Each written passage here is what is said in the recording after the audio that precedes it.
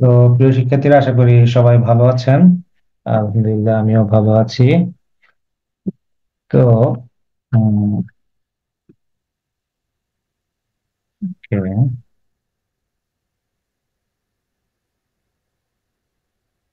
হুম, তো কেমন আছেন সবাই? উপস্থিত আছেন কে কে? আলহামদুলিল্লাহ স্যার। ভালো। আলহামদুলিল্লাহ স্যার, স্যার ভালো। আপনি কেমন আছেন স্যার? আছি আলহামদুলিল্লাহ। কামরুল ইসলাম, করিমুল ইসলাম, আতাউর রহমান, ফারজানা ইয়াসমিন, স্বপ্নিল, সাকিবুর রহমান, শারমিনা আক্তার, মনির, তাহমিনা আক্তার, সবুজ, স্বপ্নিল। ওকে, ফাইন। তো আমরা আহ, গত বাংলা ক্লাসটাতে মধ্যযুগীয় সাহিত্যের আহ, কিছু অংশ আলোচনা করেছিলাম, তাই না? আমরা আজকে মধ্যযুগীয় সাহিত্যে মূলত আলোচনা করব মঙ্গল কাব্য। আজকে আমরা আলোচনা করব যে অনুবাদ সাহিত্য কি। হ্যাঁ, মূলত এইসব বিষয়গুলো আলোচনা করব। তো আপনাদের মনে রাখবেন যে আপনারা যেহেতু বিসিএস পরীক্ষার জন্য প্রস্তুতি নিচ্ছেন, তো এখানে বাংলার ইতিহাস অনেক বড়। তো আমাদের সাহিত্যের এগুলো শেষ নাই। হুম। তো এ কারণে কি পড়বো কি পড়বো, এতগুলা পড়া কেমনে মনে রাখবো, আহ এগুলো একটা প্রশ্ন এসে যায় আমাদের মনের ভিতরে। আচ্ছা, আমার কথা কি ক্লিয়ারলি শোনা যাচ্ছে? জি স্যার। স্যার শোনা যায়। তো স্যার শোনা যাচ্ছে। হুম, আচ্ছা আচ্ছা। যদি কোনো সমস্যা হয় বা ইয়ে হয়, সাথে সাথে আহ, জানাবেন, মেসেজ দিবেন বা ইয়ে করবেন। ওকে। জি স্যার, অবশ্যই। হুম। সবাই কথা বলে আবার মাইকটা মিউট করে দিবেন। যখন কথা বলার দরকার হবে কথা বলবেন, আনমিউট করে আবার কথা বলা শেষ হলেই আবার মিউট করে দিবেন। ওকে, এক্স্যাক্টলি। সে কারণ হচ্ছে যে আপনার ব্যাকগ্রাউন্ডের সাউন্ড বা আপনার হঠাৎ ইয়েতে বাকি সবার ক্লাসে ডিস্টার্ব হবে। হ্যাঁ। আর সবচেয়ে ভালো হয় আপনারা ক্লাসটা করার সময় যখন হেডফোন লাগিয়ে ক্লাস করবেন। হেডফোন লাগালে আপনার আশেপাশের সাউন্ডের ডিস্ট্রাকশনটা অনেকটা ইয়ে হয়ে যাবে। আসলে অনলাইনে ক্লাসে ফোকাস ধরে রাখা একটু কষ্ট। ওকে। এই ক্ষেত্রে সবচেয়ে বেটার হয় আপনারা যদি হেডফোন ইউজ করেন। হেডফোন ইউজ করলে দেখবেন যে আপনার ক্লাসের ফোকাসটা অনেক বেশি বেড়ে গেছে। কারণ আপনি আরেকটা হচ্ছে যে আপনার যেখানে ক্লাস করবেন একা রুমের ভিতরে একটু কর্নারে গিয়ে, যেখানে নিরিবিলি, সেখানে গিয়ে ক্লাসটা করবেন, তাহলে দেখবেন আরো বেশি ভালো হয়। এবং ক্লাস করার সময় হাতে অবশ্যই খাতা কলম রাখবেন। হুম। আপনারা অনেকেই রেকর্ডেড ক্লাস দেখবো দেখবো করে আর ইয়া করেন না, আসলে ওটা আর সময় হয়ে ওঠে না। তাই যখন একটা ক্লাস তখনই শত ব্যস্ততা থাকলেও করে নিলেই ভালো। ওই রেকর্ড করে আমরা পরে দেখবো, এটা নিয়ে ইয়া করা উচিত না। তো যা বলছিলাম যে আমি যে বিষয়গুলো পড়াবো সেই বিষয়গুলো আগে খুব ভালো করে আপনারা জেনে নিবেন, খুঁটিনাটি সবকিছু পড়ার চেষ্টা করবেন। এর বাইরের গুলো যতটুকু পারেন দেখে নেবেন, কিন্তু আমি যা যা পড়াচ্ছি এগুলো নিয়ে খুব সিরিয়াসলি দেখতে হবে। এটা হচ্ছে আপনাদের আমার পরামর্শ। তো আহ আমি আর কথা বাড়াচ্ছি না, আমি চলে যাচ্ছি ক্লাসে। আমাদের ক্লাসে আজকে আমাদের বিষয় মধ্যযুগের সাহিত্য নিয়ে। আহ, আর আমার পরিচয় আমি তো দিয়েছি।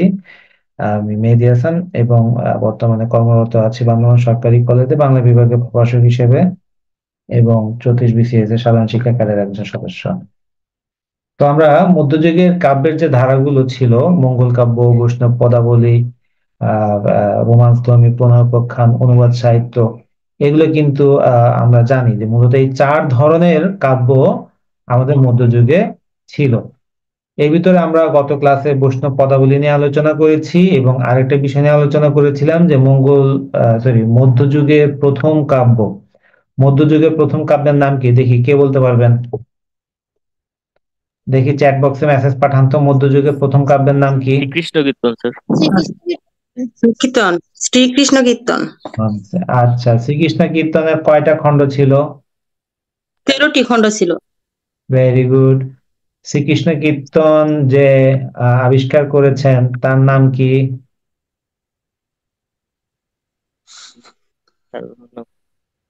রচয়িতা বড়চণ্ডী দাস। রচয়িতার কথা বলি নাই, যিনি আবিষ্কার করেছিলেন, যে মানে এটা কোথায় পাইছেন, একটা গোয়াল ঘরে পাইছে, কে পাইছিল, এটা কে খোঁজ নিয়ে বের বসন্ত করছে? রঞ্জন রায় দিবল্লভ। কি বললো? বসন্ত রায়।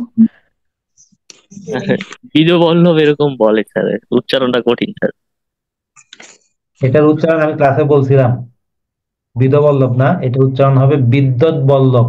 বিদ্যুৎ বল্লভ। ঠিক আছে, বিদ্যুৎ বল্লভ।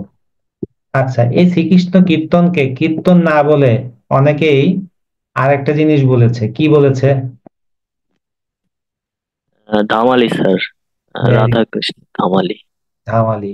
শ্রীকৃষ্ণ কীর্তনে কীর্তন নাই, কিন্তু কি আছে? অশ্লীলতা। কাব্যনাট্য।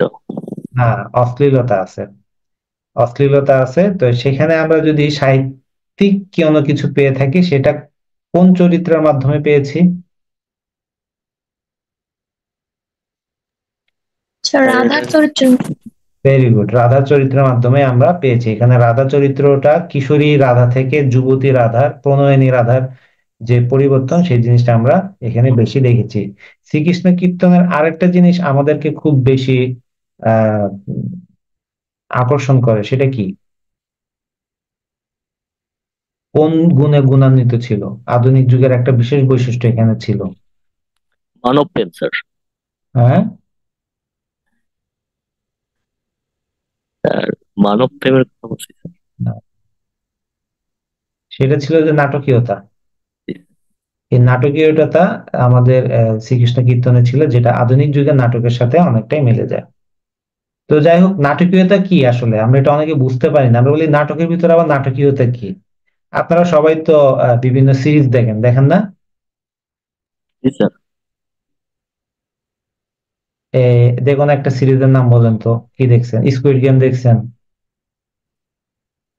জি স্যার। আচ্ছা, এই যে সিরিজ গুলাতে এমন একটা কিছু হয় যেটা আনএক্সপেক্টেড, আমরা কল্পনা করতে পারি না এরকম একটা কিছু হয়ে গেছে, বা একটা এপিসোড দেখার পরে আরেকটা এপিসোড দেখার জন্য আমাদের একটা আকাঙ্ক্ষা তৈরি হয়, তৈরি হয় না?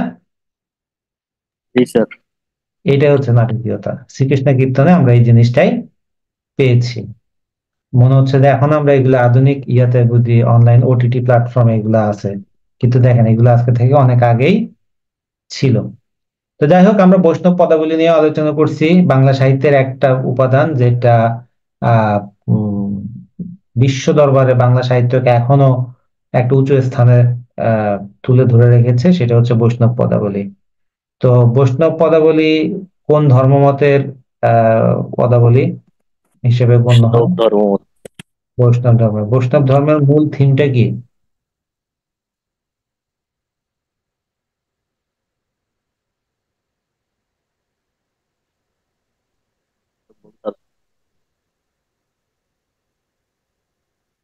মূল থিমটা হচ্ছে যে আমাদের এখানে রাধা কৃষ্ণের প্রেম। ঠিক আছে, রাধা কৃষ্ণের প্রেমটা হচ্ছে মূল থিম। এখানে রাধা হচ্ছে জীবাত্মা, কৃষ্ণ হচ্ছে পরমাত্মা। এই জীবাত্মা এবং পরমাত্মার যে আহ বিষয়টা, মিলন, সৃষ্টিকর্তা আমাদেরকে ভালোবাসা, আমাদের উচিত সৃষ্টিকর্তাকে ভালোবাসা। এই জিনিসগুলো আমরা খন্ড খন্ড কবিতার মাধ্যমে বৈষ্ণব পদাবলীতে পাই। তো এই হচ্ছে আমাদের মোটামুটি গত ক্লাসে আমরা আলোচনা করেছিলাম। তো আমাদের গত ক্লাসের আলোচনার পরিপ্রেক্ষিতে আমরা বলতে পারি যে দুইটা বিষয় আপনারা খুব ভালো করে দেখবেন, এখান থেকে প্রশ্ন আসবে একদম কনফার্ম। তো আমরা আজকে মূলত আরো কয়েকটা জিনিস আলোচনা করব, সেগুলো হচ্ছে মঙ্গল কাব্য ধারার আলোচনা করব, রোমান্স ধর্মী প্রণয়োপাখ্যান আলোচনা করব, অনুবাদ সাহিত্য আলোচনা করব। প্রথমে একটু বলে নেই যে এগুলো আসলে বিশাল বিশাল বিষয় এক একটা। এগুলো একটা বিষয় নিয়ে আলোচনা করতে আমার অনেক সময় লেগে যেতে পারে। তাই এখানে আমি জাস্ট মূল বিষয়গুলো জাস্ট ধরিয়ে দিব আপনাদেরকে। আপনারা কি করবেন, বাকি বিষয়গুলো একটু বাসায় পড়ে নেবেন। হ্যাঁ,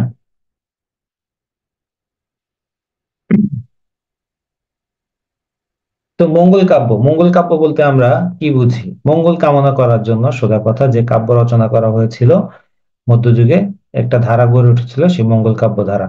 আমাদের মঙ্গল কাব্যের যে বাংলা সাহিত্যের যে মধ্যযুগের এক বিশেষ ধর্ম বিষয়ক আখ্যান, এই আখ্যান মানে কি?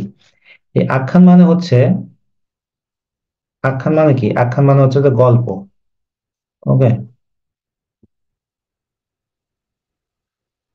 তো আখ্যান কাব্য মঙ্গল কাব্য নামে পরিচিত। বলা হয়ে থাকে যে যে কাব্যে দেবতার আরাধনা, হুম, তারপরে মহাত্ম কীর্তন করা হয়, এবং যে কাব্য শ্রবণেও মঙ্গল হয়, বিপরীতে হয় অমঙ্গল। যে কাব্য মঙ্গল ধারা, মঙ্গলাধার, এমনকি যে কাব্যে ঘরে রাখলেও মঙ্গল হয়, তাকে মঙ্গল কাব্য বলে। মঙ্গল কাব্য আরেকটি নাম হচ্ছে যেটি হয় রয়ানি, অর্থাৎ রাত জেগে জেগে, খেয়াল করেন এটা অনেক বইতে নাই, আপনাদের এই ইনফরমেশনটা নোট করে নেন। আরেকটি নাম মঙ্গল কাব্যের আরেকটা নাম হচ্ছে কি রয়ানি।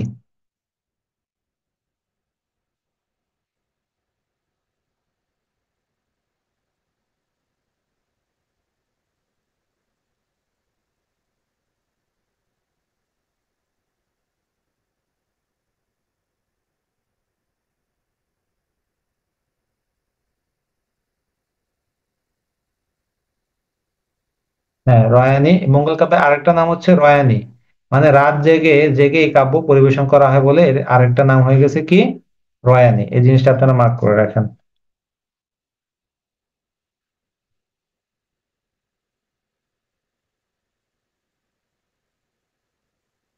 তো এছাড়া আরো অন্যান্য অনেকে অনেক ধরনের থিওরি দিয়েছে। কেউ বলেছে এক মঙ্গলবার থেকে আরেক মঙ্গলবার পর্যন্ত এটা আহ, গাওয়া হইতো, এটা এক মঙ্গলবারে শুরু করতো আরেক মঙ্গলবারে শেষ করতো, বা শুধু মঙ্গলবার দিন ইয়ে করা হতো। সহজ কথা হচ্ছে মঙ্গল করার উদ্দেশ্যে বা মঙ্গলের উদ্দেশ্যে এই কাব্যটা প্রচলিত হয়ে আছে। যেমন আমাদের মুসলিম কমিউনিটিতে আমরা কি করি, একটা ইয়া করতেছি, এখানে আমরা একটা দোকান ওপেনিং করতেছি, মিলাদ পড়াচ্ছি। হ্যাঁ, বা আমরা একটা বিশেষ কাজ করতেছি, নতুন বাসায় ঢুকতেছি, মিলাদ পড়াচ্ছি। এই যে কিসের জন্য আমরা মিলাদ পড়াই? মঙ্গল কামনা করার জন্য, তাই না? ঠিক তেমনি এই মঙ্গল কাব্যটাও কি এইসব ইয়েতেই কি প্রথম আলোচনা করা, সরি, মঙ্গলের উদ্দেশ্যে এটাই করা হতো। তো এই কাব্যে বাংলা সাহিত্যের প্রথম এবং নিজস্ব কাহিনী কাব্য। এর আগে আমরা দেখেন যে আমরা প্রথম এবং নিজস্ব কাহিনী কাব্য, আমরা কেন এটা প্রথম এবং নিজস্ব কাহিনী কাব্য? কারণ হচ্ছে যে এর আগে আমরা দেখেছি চর্যাপদ, দেখেছি চর্যাপদের যে কাহিনী তো নাই ওখানে। আমাদের এখানে মঙ্গল কাব্যে আমরা যেমন একটা পুরো ঘটনা দেখতে পাই, হ্যাঁ, আর সৃষ্টি থেকে তার শেষ পর্যন্ত। হ্যাঁ, ঠিক তেমনি আর কোনো ইয়েতে কিন্তু আমরা এরকম পাই না, চর্যাপদে কিন্তু আমরা এরকম পাই না। আর শ্রীকৃষ্ণ কীর্তন যেটা পেয়েছি সেটা কিন্তু শ্রীকৃষ্ণ কীর্তন আমাদের আহ নিজস্ব না। ওকে, সেটা কিন্তু আমরা সংস্কৃত সাহিত্য থেকে শ্রীকৃষ্ণ রাধা কৃষ্ণের ব্যাপারটা আমরা রামায়ণ থেকে, সরি, মহাভারত থেকে আমরা এখানে দেখতে পাই। তো এই যে যে এসেছে এগুলো আমরা দেখতে পাই। তা এখানে বলতে পারি যে আমরা এই কাব্যে প্রথম বাংলা সাহিত্যের নিজস্ব কাহিনী কাব্য কি হয়েছিল, তৈরি হয়েছিল মঙ্গল কাব্য ধারার মাধ্যমে। তো আপনাদের যদি আর এই কাব্যের যে গবেষক হচ্ছেন যে শ্রী আশুতোষ ভট্টাচার্য, অন্যতম বিখ্যাত গবেষক শ্রী আশুতোষ ভট্টাচার্য। তো আমাদের মঙ্গল কাব্যটা প্রধানত অক্ষরবৃত্ত পয়া ছন্দে লিখিত। মধ্যযুগের এই ছন্দকে পাঁচালী ছন্দ বলা হয়।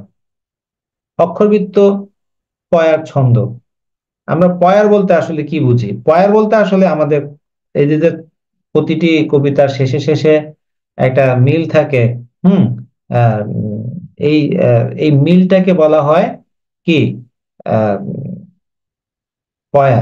ওকে, আমরা দেখবো যে ওই সুর করে করে এই ইয়েটা গাওয়া হইতো। এমনও দিনে তার বলা যায়, এই আমরা যেমন যেমন ইয়ে করতে যে কি যে আমার সন্তান যেন থাকে দুধে ভাতে, মন্ত্রের সাধন কিংবা শরীর পাতন। ওকে, তারপরে হচ্ছে যে কি আহ আহ, পিপিলিকার পাখা গজায় মরিবার তরে, কাহার ষোড়শী কন্যা আনিয়াছ ঘরে। ওকে, এরকম করে আমরা একটা দেখেন লাস্টে একটা মিল পাই। তো সেই মিলটাকে বলা হচ্ছে পয়ার ছন্দ। তো আমাদের মঙ্গল কাব্যের ছন্দ যদি কি জিজ্ঞাসা করা হয় তাহলে এটা অবশ্যই কি হবে, পয়ার ছন্দে লেখা। এই ছন্দকে আরেকটা ছন্দ বলা হয় পাঁচালী ছন্দও কি বলা হয়। তো আমাদের মঙ্গল কাব্যের কিছু বৈশিষ্ট্য আছে, সেই বৈশিষ্ট্যগুলো কি কি আমরা একটু দেখি।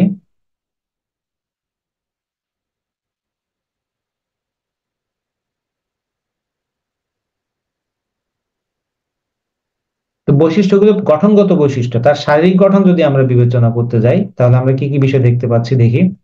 প্রথমে দেখি যে কি বন্দনা খণ্ড, এখানে মানে প্রথমে একটা বন্দনা থাকবে, কার উদ্দেশ্যে লেখা হয়েছে, কোন দেবীর উদ্দেশ্যে লেখা হয়েছে, কে এটা লিখতে বলছে। তারপর আসবে যে কি একটা গ্রন্থ উৎপত্তির কারণ ও আত্মবিবরণী অংশ, গ্রন্থটা কেন সে লিখতে চাইলো, তার এখানে কবির নিজের বিবরণ, সে এগুলো এখানে দিবে। এবারে থাকবে দেবখণ্ড, এরপর থাকবে নরখণ্ড। আমাদের মঙ্গল কাব্যের একটা কমন বৈশিষ্ট্য হচ্ছে যে প্রত্যেকটা মঙ্গল কাব্যে আমরা দেখতে পাবো যে দেবতা প্রথমে স্বর্গে ছিল, স্বর্গ থেকে তার পতন হয়েছে, সে মানুষ হিসেবে জন্মগ্রহণ করেছে এবং তারপরে আবার সে মহাযাত্রার মাধ্যমে সে কি স্বর্গে ফিরে গেছে। আর এই হচ্ছে সাধারণ বৈশিষ্ট্যগুলো যদি আমরা আলোচনা করতে যাই তাহলে এখানে দেখবো যে দেবদেবী বন্দনা ও মাহাত্ম্য প্রচার, হ্যাঁ, স্বপ্নাদেশ, এটা কিন্তু প্রত্যেকটা মঙ্গল কাব্যের একটা গুরুত্বপূর্ণ পয়েন্ট যে স্বপ্নাদেশ, স্বপ্নে আদেশ পেয়েছে, দেবী কর্তৃক আদিষ্ট হয়েছে, দেবী তাকে আদেশ করেছে এটা লেখার জন্য। এবং দেবদেবীর মাহাত্ম্য প্রচারও আমরা এখানে অন্যতম একটা বিষয় হিসেবে দেখতে পাই।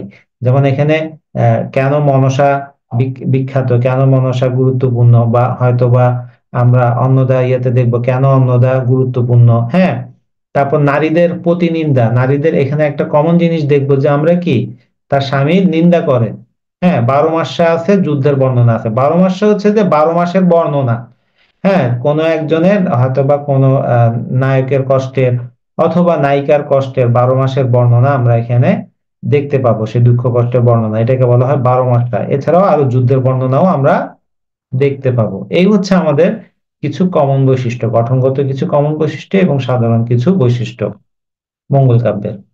তো মঙ্গল কাব্যের দুই ধরনের মঙ্গল কাব্য কিন্তু আমাদের আছে। প্রধান মঙ্গল কাব্য তিনটা, সেটি হচ্ছে মনসা মঙ্গল, চণ্ডী মঙ্গল এবং ধর্মমঙ্গল। আর কারণ কেন এগুলো প্রধান খণ্ড বললাম, কারণ এগুলোর আরো অনেকগুলো লেখক আমরা পাই।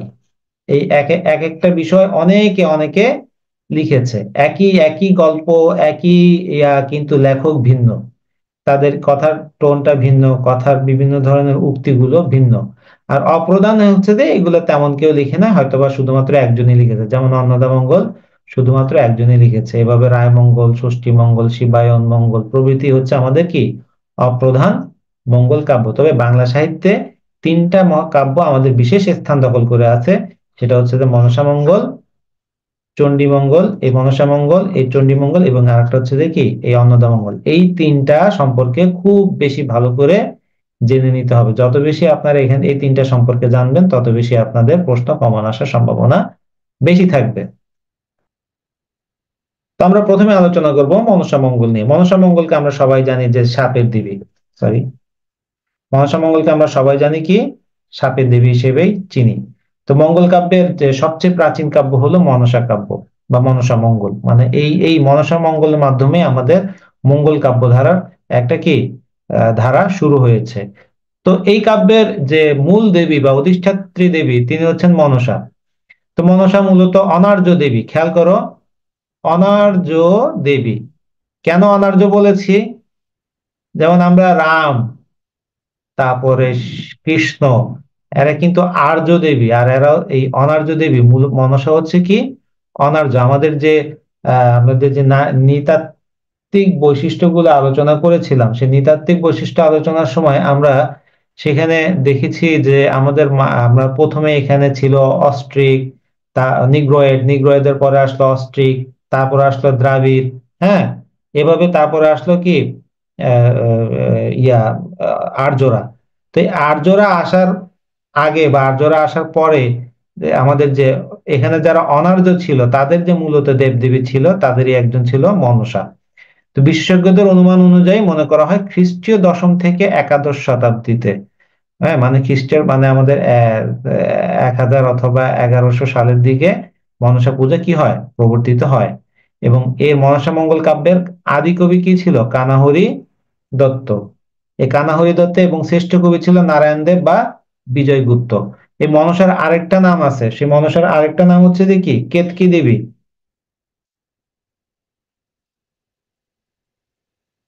কেতকী, পদ্মাবতী দুইটাই মনসার অন্য নাম।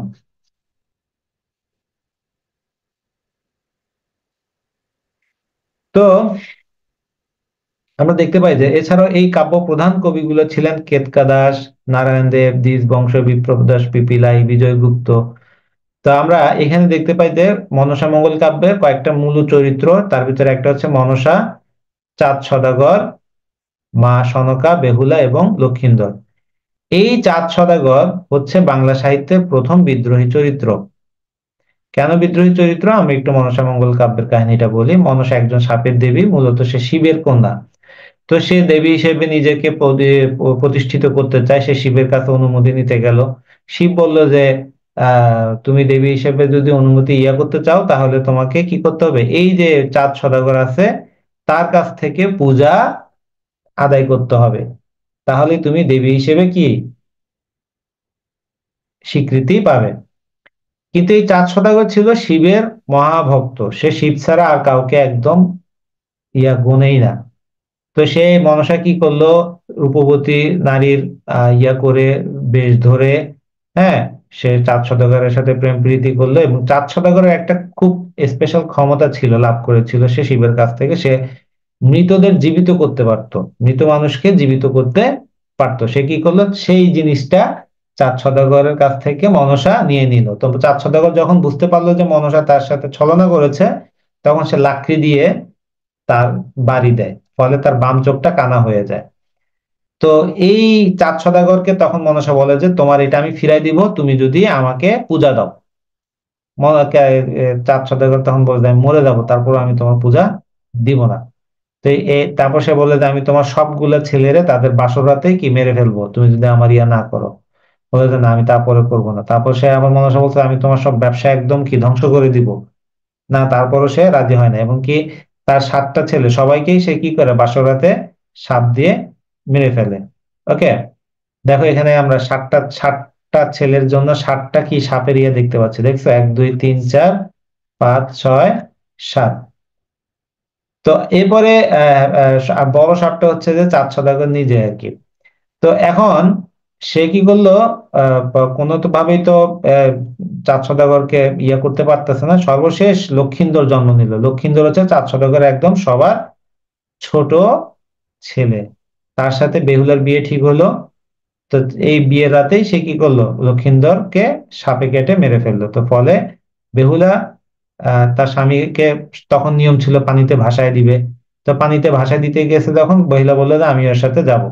তো সেই মৃত লাশ নিয়ে সে বেহুলা তার সাথে ঘুরতে করতে থাকলো। এখানে অনেক কাহিনী করে শেষ পর্যন্ত সে স্বর্গে যায়। স্বর্গে গিয়ে শিবের সামনে নৃত্য করে শিবকে তুষ্ট করে সে কি করে, তার এই যে লক্ষিন্দর আর এবং তার যে আগের ভাইরা ছিল 6 ভাই, তাদের সবার দেহ ফিরিয়ে আনে। মানে সেই দেহ পচে গলে মাটিতে মিশে গেছে, সেই দেহগুলোকে ফিরিয়ে আনে। এবং তখন শিব বলে যে আমি তো তোমার আহ আহ, ইয়া ভাসুরদের আর তোমার হাজবেন্ডের দেহ ফিরাই দিলাম, কিন্তু এটার প্রাণ দিতে পারবে একজনই, সে হচ্ছে কে, মনসা। তো মনসার কাছে গেছে, মনসা বলতেছে আমাকে চাঁদ সদাগর যদি কি করে পূজা দেয়, তাহলে আমি সব ফিরিয়ে দিব। তখন বেহুলা গিয়ে তার ওই চাঁদ সদাগরের পায়ে পড়ে, হ্যাঁ, কান্নাকাটি করে। চাঁদ সদাগর তখন বলে যে আমি পূজা দিব, তবে ওর দিকে মুখ ফিরাবো না, ওর সামনে মাথা নত করবো না। হ্যাঁ, আমি বাম হাতে একটা ফুল ছুঁড়ে দিতে পারি সর্বোচ্চ। তো ওইটা দিলেও তো কি পূজা হইছে। হ্যাঁ, মনসা বলে যে আচ্ছা ঠিক আছে, ওটা হইলেও হবে। তো তারপরে সে ওইটা করে যখন, তখন মনসা কথা মতো চাঁদ সদাগরের সব সপ্তডিঙা, মধুকরী সপ্তডিঙা, সব সে মধুকরী সপ্তডিঙা সহ সবকিছু কি চাঁদ সদাগরকে ফিরিয়ে দেয়। এই হচ্ছে মনসা মঙ্গল কাব্যের কাহিনী। তো এখানে আমাদের গুরুত্বপূর্ণ পয়েন্ট হচ্ছে যে চাঁদ সদাগর, মনে রাখবে যে চাঁদ সদাগর বাংলা সাহিত্যের প্রথম বিদ্রোহী চরিত্র। এরপরে আসে চণ্ডীমঙ্গল। দেবী চণ্ডীর যে আহ নিয়ে যে তড়িৎ মঙ্গল কাব্যটা লেখা হয়েছে, সেটার নাম হচ্ছে চণ্ডীমঙ্গল। তো মঙ্গল কাব্যের ইতিহাসে মনসা মঙ্গল কাব্যের পর চণ্ডীমঙ্গল কাহিনী ধরা পড়ে। দেবী চণ্ডী প্রচারের এই কাহিনী, একে চণ্ডীমঙ্গল কাব্য বলা হয়। কাব্যের প্রধান কবিগণ মুকুন্দরাম চক্রবর্তী। মুকুন্দরাম প্রধান কবি, তার একটা ছিল কি কবি কঙ্কন।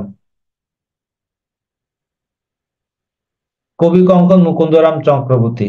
এই কবি কঙ্কন নাম দেওয়ার পিছনে জমিদার রঘুনাথ রায়, হ্যাঁ, জমিদার রঘুনাথ রায় যার নির্দেশে বা যার ইচ্ছায়, যার পৃষ্ঠপোষকতায় কবি কঙ্কন মুকুন্দরাম চক্রবর্তী কি করেছিল, এই চণ্ডীমঙ্গল কাব্যটি লিখেছিল। তো আমরা এখানে এই কাহিনীর দুইটা দেখবো। একটা হচ্ছে আক্ষেটিক খণ্ড, প্রধান চরিত্র কালকেতু ফুল্লরা, এবং আরেকটা হচ্ছে আমাদের বণিক খণ্ড, প্রধান চরিত্র ধনপতি সদাগর। তো এখানে কালকেতু ফুল্লরার কাহিনীটা বেশি গুরুত্বপূর্ণ। তো এখানে আমরা দেখতে পাবো যে এই কালকেতু সে স্বর্গে ছিল, ফুলধরাও স্বর্গে ছিল, তো তাদেরকে কোন একটা কারণে কি করা হয়েছিল, নরকে, সরি, মর্তে পাঠিয়ে দেওয়া হয়। এবং সেখানে কালকেতু একজন জন্ম নেয় শিকারী হিসেবে, এতে দেখো শিকারী তীর ধনুক আছে, হ্যাঁ। আর ফুলধরা জন্ম নেয় আরেকজন কে, ওই শিকারী কালকেতুর স্ত্রী হিসেবে। তো কালকেতু এখানে খুব বড় শিকারী, সে অনেক বেশি সাহসী, অনেক বেশি শক্তিশালী। তার ভয়ে সব ইয়ারা কি তটস্থ থাকে জঙ্গলে। সে তার মূল কাজ ছিল বেদ, যেহেতু সে জঙ্গল থেকে বিভিন্ন পশু পাখি ধরে আনতো, ধরে এনে সেটা আবার কি বিক্রি করতো, তারপর এটা দিয়ে তার সংসার ইয়ে চলতো। তো একদিন বনের সব আহ ইয়ারা প্রাণীরা গেল চণ্ডীর কাছে, দেবী চণ্ডীর কাছে গেল, চণ্ডীর কাছে গিয়ে বললো যে কি, এই কালকেতুর ইয়াতে আমরা একদম অতিষ্ঠ, আপনি আমাদের রক্ষা করেন। তো চণ্ডী বললো যে আচ্ছা ঠিক আছে, আমি দেখবো। তো দেখে পরের দিন সে কি করলো, চণ্ডীর কৃপায় সব বনের পশু পাখি একদম অদৃশ্য হয়ে যায়। কালকেতু তো কোনো কাউকে পায় না। তখন এই চণ্ডী একটা স্বর্ণ গধিকা,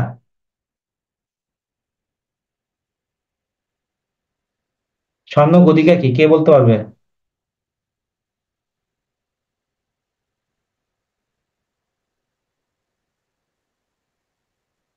স্বর্ণ গধিকা কি কে বলতে পারবে?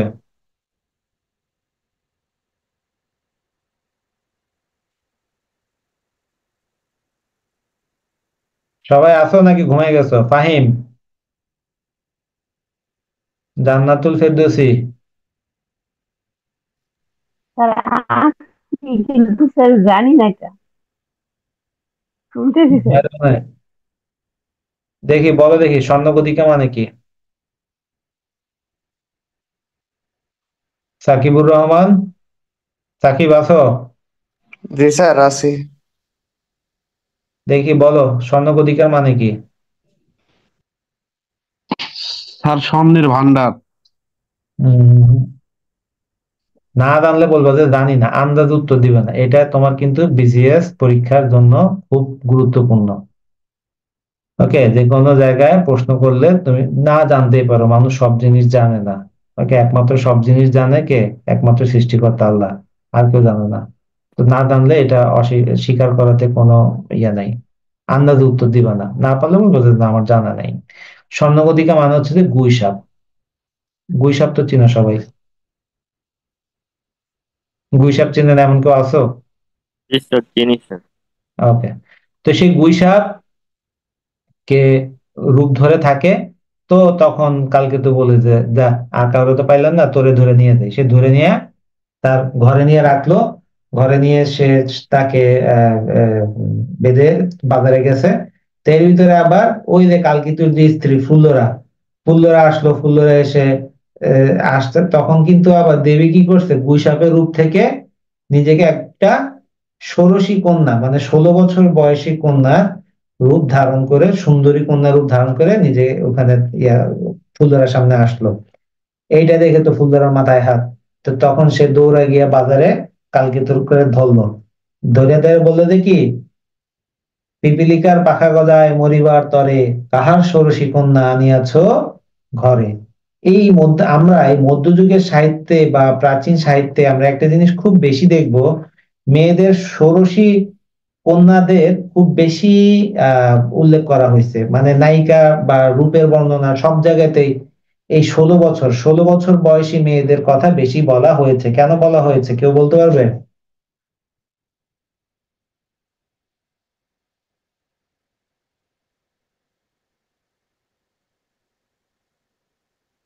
কারো ধারণা আছে?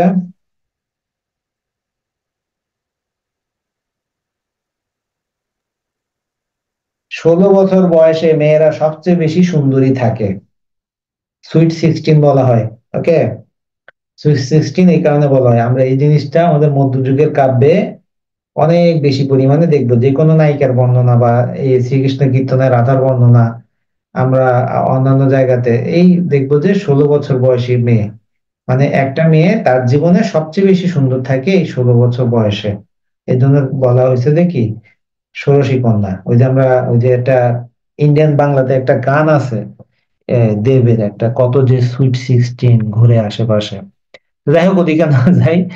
তো আমাদের এখানে তো সে বলতেছে যে কাহার ষোড়শী কন্যা আনিয়াছ ঘরে। তো তখন তো কালকে তো বললো আমি কেন কোনো ইয়ে করবো, আমি কাউকে ইয়ে করি নাই। তখন সে গেল, তখন দেবী তার নিজের রূপ ধারণ করলো এবং সে বললো যে তোমাকে আমি একটা আংটি দিচ্ছি, হ্যাঁ, তুমি এই আংটি নিয়ে কি করো, আহ এবং 7 ঘোড়া তোমাকে কি দিচ্ছি, সম্পদ দিচ্ছি, তুমি এটা নিয়ে একটা রাজত্ব স্থাপন করো। ওকে।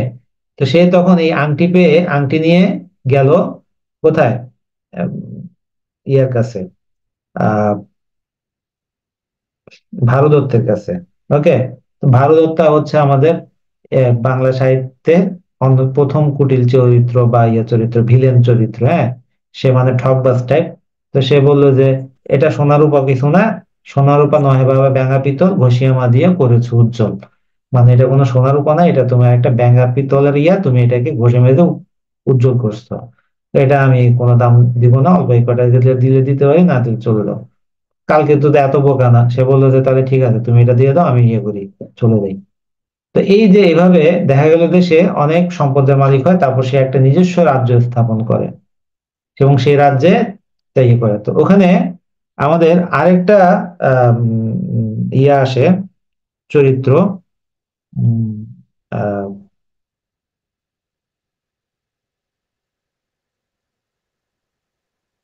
তো সেখানে নানা ধরনের রাজ্য স্থাপন করলো, পরে আরেক রাজার সাথে তার যুদ্ধ হয়। হ্যাঁ। তো সেখানে সে পরাজিত হয়, পরাজিত হলে আবার দেবী চণ্ডীর কৃপায় সে আবার কি রাজ্য ফিরে পায়। এই হচ্ছে আমার চণ্ডীমঙ্গলের কাহিনী। তো এই এই চরিত্রগুলো আমাদের একটু ভালো করে জেনে নিতে হবে। এরপরে আসে আমাদের ধর্মমঙ্গল। আমাদের প্রধান 3টি মঙ্গল কাব্যের শেষ কাব্য হলো কি ধর্মমঙ্গল। তো ধর্মমঙ্গল কাব্যের ধর্ম ঠাকুর নামে এক লৌকিক দেবতার পূজা প্রচারের কথা বলা আছে। আমরা ধর্ম, এটা কিন্তু দেখো, কোন ধর্ম মানে আমরা যে ইসলাম ধর্ম, হিন্দু ধর্ম এগুলো না, এই ধর্ম মানে বোঝাচ্ছে যে একটা দেবতার নাম। আমরা অনেক সময় কথায় কথায় বলি ধর্মে সইবে না, এই কথাটা কোথা থেকে আসছে, এখান থেকে, মানে ধর্ম দেবতা এটা সইবে না, সে কি করে, মানে সুবিচার করে। তো এই ধর্ম নামে এক দেবতা ছিল, এক রাজার কি ছিল না, বা সন্তান ছিল না, সে তখন ওই এক ধর্মদেবতার কাছে যায়। ধর্মদেবতা তাকে বলে যে তোমাকে আমি ইয়ে করবো, আমি যখন যা চাইবো তখন তোমাকে সেটা দিতে হবে, কিন্তু আমি তোমাকে সন্তান দিব। তো সে সন্তান দেয়।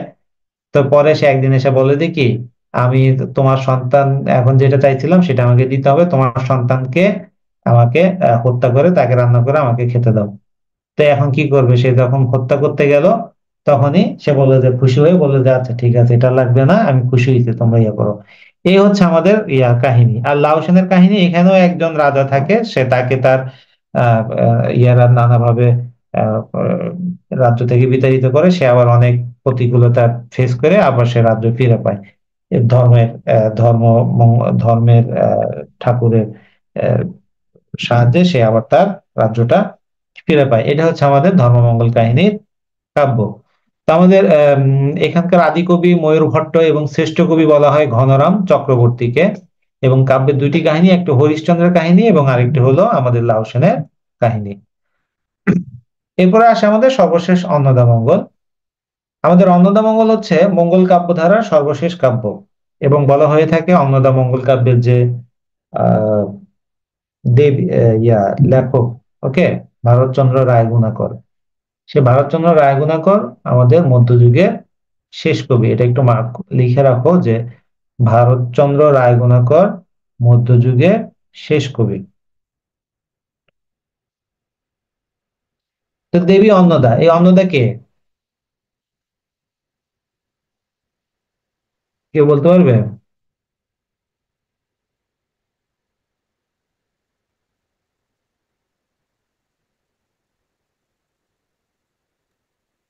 না স্যার। স্যার ঈশ্বরী পাটনি। না না, ঈশ্বরের পাটিনি তো একজন নৌকার মাঝি। অন্নদা হচ্ছে শিবের স্ত্রী। ওকে। শিবের স্ত্রীর নাম হচ্ছে কি অন্নদার। তো ভগবান শিবের স্ত্রীর নাম অন্নদা। তো অন্নদার আহ, আহ, এই কাহিনীর ইয়েটা হচ্ছে এরকম যে আহ, এখানে 2টা পার্ট, একটা অন্নদা মঙ্গল এবং আরেকটা হচ্ছে বিদ্যাসুন্দর তার শ্রেষ্ঠ কৃতি। সংস্কৃত, আরবি, ফার্সি, হিন্দুস্তানি সব মিলে ভাষায় একটা নতুন ইয়াতে আমরা এটা দেখতে পাই। আমাদের অন্যান্য মঙ্গল কাব্য ধারার সাথে এটার একটু পার্থক্য আমরা কিন্তু দেখি। সে পার্থক্যটা কি? অন্যান্য মঙ্গল কাব্যে আমরা দেখেছি যে দেবতারা কোনো কারণে ইয়াতে আসছে, পৃথিবীতে আসছে, আবার পৃথিবী থেকে ইয়াতে চলে গেছে। এখানে কিন্তু আমরা সেটা দেখি না। এখানে আমরা দেখি যে সরাসরি দেবদেবীর কাহিনীর মাধ্যমে বা মানুষের কাহিনী এখানে সর্বপ্রথম এসেছে, বা দেবদেবী জাস্ট সহায়ক ভূমিকা হিসেবে পালন করেছে। তো এখানে প্রথম যে ইয়া কাব্য, সেখানে আমরা সাহিত্যের 3টি খণ্ড, একটা হচ্ছে অন্নদামঙ্গল, কলিকা মঙ্গল বা বিদ্যাসুন্দর কাব্য, এবং আরেকটা হচ্ছে মানসিংহ ভবানন্দ কাব্য। তো আহ অন্নদামঙ্গল কাব্যের কাহিনী হচ্ছে যে অন্নদা মানে শিবের স্ত্রী, হ্যাঁ, তার বাবা ইয়া করবে, একটা বাসায় বিশেষ পূজার আয়োজন করবে, তো সেখানে তো ইয়ে করতেছে, তো সেটা জানতে পেরে সে বললো যে আমি ওখানে পূজাতে যাবো। তো শিব তখন তাকে বলে যে তোমাকে তো দাওয়াত দেয় নাই, তুমি কেন যাবা? বলে যে বাপের বাড়িতে গেলে আবার কি দাওয়াত কিসের? তো এই কথা শুনে সে বের হয়ে যায়। তো ওখানে পথিমধ্যে তার সে যখন ওখানে যায়, ওখানে গিয়ে কি তার হাজবেন্ডের মানে শিবের নানা ধরনের বদনাম শুনে সে ওখানেই কি মারা যায়, মানে সে দেহ ত্যাগ করে, মারা যায় না আসলে, দেবীরা তো দেবদেবীরা তো অমর, তারা কি মারা যায় না। তো সে ওখান থেকে ইয়ে করে, তো ওই যখন তার মৃত্যুর ক্রিয়া শুনে শিব তখন ওখানে গিয়ে কি দক্ষ যজ্ঞ করে, মানে একদম ওখানে লন্ডভন্ড করে, যে পূজার মণ্ডপ টণ্ডপ, তার স্ত্রী দেহত্যাগ করছে, এটা তো সে সহ্য করবে না, সে তাই ইয়ে করে। তো এটা হচ্ছে আমার প্রথম অন্নদা মঙ্গলের কাহিনী। এখানেই এক জায়গায় ওই যে দেবী, সে কি করে মানুষের রূপ ধরে যখন ঈশ্বরী পাটনির নৌকাতে উঠলো নৌকা নদী পারাপার হতে, তখন তার স্পর্শের সাথে সাথে পুরো নৌকাটা সোনায় পরিণত হয়ে যায়। এটা দেখে ঈশ্বরী পাটনি তখন তাকে দেবী হিসেবে চিনতে পারে এবং তাকে প্রণাম করে, এবং দেবী তখন বলে যে দেবীরা যেখানে যায় সেখানে দেবদেবীরা কি বলে, কি বর চাও বলো? বর মানে ইচ্ছা পূরণ করার একটা সুযোগ। তখন বলে যে আমার সন্তান যেন থাকে দুধে ভাতে। কারণটা কি, এই কথাটা কেন বলছে লেখক? এটা অন্য কিছু তো বলতে পারতো। তখন বাংলায় মাত্র আমাদের এই যে যে নবাবী শাসন চলতেছে, হ্যাঁ, এই শাসক চেঞ্জ হচ্ছে, এই শাসক আবার একটা আসতেছে, এরকম নানা ধরনের ইয়া হচ্ছে, হ্যাঁ, বর্গীরা এসে নানা ধরনের অত্যাচার করে যাচ্ছে, ডাকাতি করে যাচ্ছে, একটা অনিশ্চিত ভবিষ্যৎ। আমাদের কিন্তু এখনো আমরা সেই জায়গা থেকে বের হয়ে আসতে পারিনি। আমাদের দেশে আমাদের এমন একটা অবস্থা, আমরা ঘর থেকে বের হলে আবার যে সুস্থ সবল ভাবে জীবিত অবস্থায় ফিরে আসবো ঘরে, এটার কোনো গ্যারান্টি কিন্তু নাই। তুমি হয়তো রাস্তা দিয়ে হেঁটে যাচ্ছ, হঠাৎ করে অন্য একটা কি, মানে তোমার কোনো ইয়াই নাই, তোমাকে এসে একটা গাড়ি মেরে দিল। তো সেরকম যে ঘটনাগুলো, এই যে আমাদের দেশে হয়, এই যে অনিশ্চয়তা, সে অনিশ্চয়তা থেকেই ঈশ্বরী পাটনি বললো আমার সন্তান যেন থাকে দুধে ভাতে, মানে আমার সন্তান যেন ভবিষ্যতে আরামে থাকে। তো এই হচ্ছে অন্নদামঙ্গল কাব্যের কাহিনী। তারপর হচ্ছে কলিকা মঙ্গল বা বিদ্যাসুন্দর কাব্য। বিদ্যাসুন্দর, বিদ্যা এবং সুন্দর দুইজন, একজন রাজকন্যা আরেকজন রাজপুত্র, তারা দুইজনেই কি এক ইয়া। তো তাদের যে প্রেম কাহিনী নিয়ে বিদ্যাসুন্দর কাব্য। সর্বশেষ আছে আমাদের মানসিংহ ভবানন্দ উপাখ্যান। এইটাই সবচেয়ে বেশি গুরুত্বপূর্ণ এই 3টা কাব্যের ভিতরে, মানসিংহ ভবানন্দ উপাখ্যান। মানসিংহ ভবানন্দ, মানসিংহ কে? মানসিংহ ছিল যে সম্রাট আকবরের যে প্রধান সেনাপতি মানসিংহ। তাহলে ভবানন্দ কে? ভবানন্দ হচ্ছে যে এই যে অন্নদা মঙ্গলকে রায় গুণাকর উপাধিতে যে ভূষিত করেছিল নদিয়ার রাজা কৃষ্ণচন্দ্র রায়, হ্যাঁ, তার পূর্বপুরুষ ছিল ভবানন্দ। তো কাহিনী কি? তো এখানে মানসিংহ একটা রাজাকে দমন করার জন্য আকবর পাঠাইছে। তো সে রাজাকে দমন করতে গিয়ে এখানে ঝড় বৃষ্টির কবলে পড়ে, খাদ্য অভাবে পড়ে, তখন সে ভবানন্দ নামে এক স্থানীয় লোক তাকে গিয়ে সাহায্য করে। তো মানসিংহ তার সাহায্যে তুষ্ট হয়ে বলে যে কি, তোমাকে আমি দিল্লি নিয়ে যাব, দিল্লির রাজ দরবারের ইয়ার সাথে তোমাকে মিট করে দিব, এবং তুমি যাতে ওখানে তার দিল্লি সম্রাটের কাছ থেকে তোমার কি কোনো কিছু চাল থাকলে চেয়ে নিতে পারো। তো ওই রাধাকে বন্দি করে নিয়ে গিয়ে তারপরে কি করলো, ওখানে যখন গেল, তো তখন ওই দিল্লির রাজা বলে যে এই তুমি একজন কাকে নিয়ে আসছো আমার ইয়ে করার জন্য, সে কি করছে এমন, সেই তার কোনো ইয়ে নাই। তো এই যে তখন তাকে বন্দি করে ফেলে, বন্দি করে তার সাথে, মানে সে এই ভবানন্দ আবার দিল্লি সম্রাটের সাথে একটু মুখোমুখি তর্ক করার কারণে দিল্লি সম্রাট কি করে, তাকে সাথে সাথে জেলে ঢুকাই দেয়। তখন সে কি করে, এই অন্নদা শরণাপন্ন হয়, এবং অন্নদা তখন এই দিল্লিতে একটা কি লাগাই দেয়, পিশাচের উৎপাত বাড়িয়ে দেয়, ফলে একটা সময় রাজা বুঝতে বাধ্য হয় এবং তাকে ছেড়ে দেয়। এই কাহিনী নিয়ে হচ্ছে আমাদের মানসিংহ ভবানন্দ উপাখ্যান। তো আমাদের অন্নদামঙ্গল কাব্যের 3টা পার্ট, একটা অন্নদামঙ্গল, কলিকা মঙ্গল বা বিদ্যাসুন্দর কাব্য, একটা হচ্ছে মানসিংহ ভবানন্দ উপাখ্যান। তো এই হচ্ছে এটার মাধ্যমে, অন্নদামঙ্গলের মাধ্যমেই আমাদের মধ্যযুগের মঙ্গল কাব্যধারা শেষ হয় বা মধ্যযুগের কাব্যধারা শেষ হয়।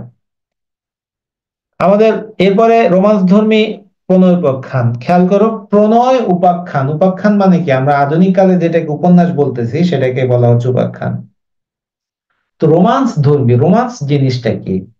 কে বলতে পারবে দেখি, একদম বলো তো, রোমান্স কি? রোমান্স কাকে বলে? আমরা তো রোমান্স বলতেছি, রোমান্স কাকে বলে?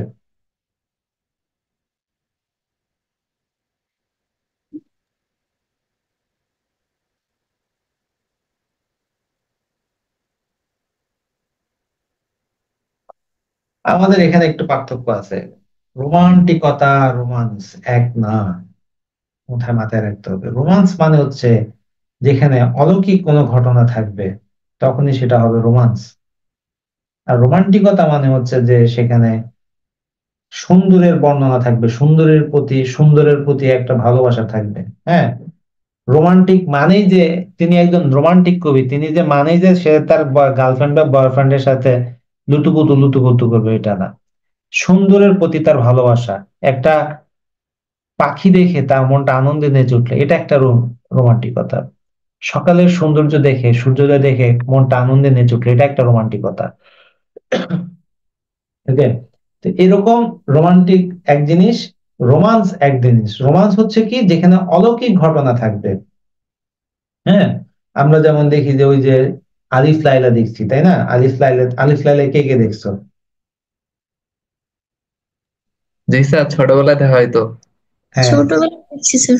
হ্যাঁ ছোটবেলায় দেখছো তো। ওখানে দেখা যাচ্ছে যে কি, ওই যে বলতেছে ইয়া আল্লাহ সাহায্য করো সিন্দাবাদ, তার সিন্দাবাদের তলোয়ার দিয়ে এরকম এরকম বহুত কিছু করে ফেলতেছে, অলৌকিক ব্যাপার স্যাপার, তাই না? তো এই যে যে অলৌকিক ব্যাপারগুলো, এগুলো আমাদের রোমান্স ধর্মী কাব্যে থাকবে। তো মধ্যযুগের অন্যতম একটা ইয়ে ছিল যে এই রোমান্স ধর্মী প্রণয় উপাখ্যান, মানে এখানে প্রণয় আছে, নায়ক নায়িকার প্রেম প্রীতি আছে, আবার এখানে কি স্পেশালি কিছু অলৌকিক ব্যাপার স্যাপারও এখানে আছে। আরেকটা স্পেশালিটি হচ্ছে যে আমরা মধ্যযুগে যেখানে দেখতে পেলাম যে কি সম্পূর্ণরূপে দেব দেবী রিলেটেড একটা সাহিত্য ধারা গড়ে উঠছে, এখানে এসে আহ মুসলিম কবিরা আমাদের এই এই ধারাটা গড়ে উঠছিল কোথায়? বাংলাদেশে গড়ে উঠে নাই।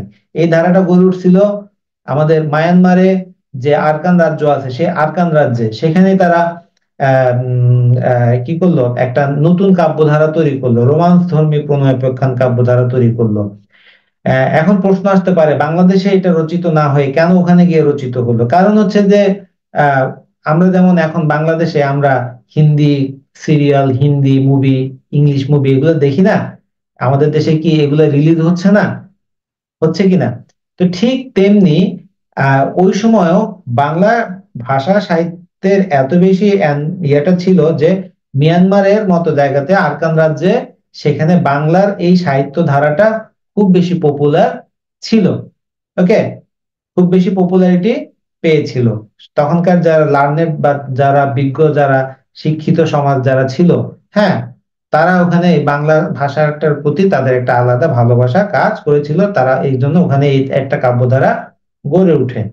তো যাই হোক, এই মুসলমান কবিরা ছিল এই প্রেম ও সৌন্দর্য সৃষ্টি তৈরি করার জন্য এই একটা প্রধান ইয়ে করে তৈরি করে। এখানে আমরা দেখতে পাচ্ছি, চার্ট আছে পাশে, যে আমাদের বাংলা সাহিত্যের প্রথম যে মুসলমান কবি শাহ মোহাম্মদ সগীর ইউসুফ জুলেখা লিখেছেন, লাইলি মজনু লিখেছেন দৌলতুদ্দিন বাহারাম খাঁ, মধুমালতী মোহাম্মদ কবির, সৈফুল মুলুক বদিউজ্জামান, হানিফ কয়রাপীর, বিদ্যাসুন্দর, পদ্মাবতী, চন্দ্রাবতী, গুল্লে বাকোয়ালি, লালমতি, সাইফুল মুলুক, মৃগাবতী, পদ্মা মল্লিকা। এখানে আমাদের এতগুলো আমরা মনে রাখতে পারবো না বা ইয়ে করা যাবে না, তবে এই কয়েকটা জিনিস খুব গুরুত্বপূর্ণ: ইউসুফ জুলেখা, লাইলি মজনু, ওকে, এবং পদ্মাবতী। এই 3টা জিনিস সম্পর্কে আমার যত বেশি ভালো আইডিয়া থাকবে, তত বেশি প্রশ্ন কমন করার সম্ভাবনা বেশি। তো এই এই এই 4টা মুখস্থ করে রাখতে পারলেও একটা ভালো কাজ দিবে। আমাদের ডিটেলস প্রশ্ন আসতে পারে এই 3টা থেকে, কিন্তু এই 4 থেকে জাস্ট এতটুকুই আসতে পারে যে কোনটা কে রচনা করেছে বা কত সালের দিকে রচনাটা হয়েছে। এটা একটু তাই ভালো করে আপনারা ইয়ে করবেন। আমি পিডিএফ ফাইলটা আপনাদেরকে দিয়ে দিব, আপনারা ওখান থেকে খুব সহজেই নোট গুলা নিয়ে নিতে পারবেন। হ্যাঁ, তবে মার্ক করে রাখেন যে কোনটা কোনটা কিভাবে দিচ্ছে। তো প্রথমে আমরা যেটা আছে যে ইউসুফ জুলেখা, আমরা এটা সিরিয়াল সবাই দেখছি, জানি কাহিনী কি। দেখেন এরকম কেউ আছে?